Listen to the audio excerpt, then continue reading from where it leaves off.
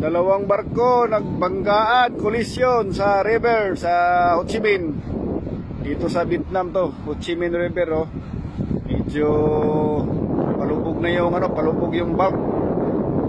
Hindi natin talaga yun yung magandang angle oh, yan oh. Yan oh. Ito yung dalawang barko. KMTC Surabaya. Yung isa hindi mababasa yung pangalan, nakalubog na yung pupa niya oh.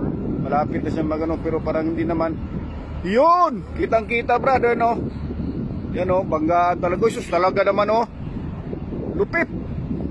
Yan oh. Uy! Malakas brad. Kasi pasok na pasok oh. Buti hindi umamos sa akomodasyon. Yan oh. Yan yung mga kaibigan oh. Surabaya KMTC. Yung isa yung pangalan hindi makikita yun oh. Talagang suwak na suwak yung niya oh. Proa niya mismo talaga. Ayan o. Kaya ingat-ingat mga kabaro. Ingat-ingat kayo dyan. Yan si kabaro. Ingat-ingat. Bayan! Ingat dyan! Ingat! Ingat!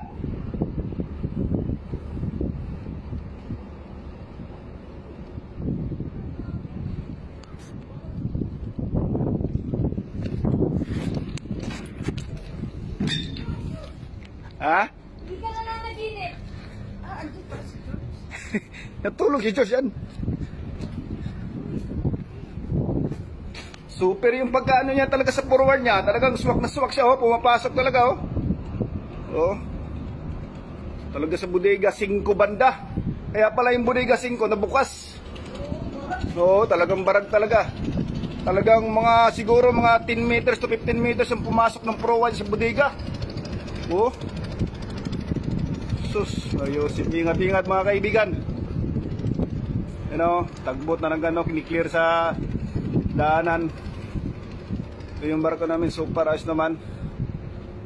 Tingnan mo naman, mga 10 meters na pasok.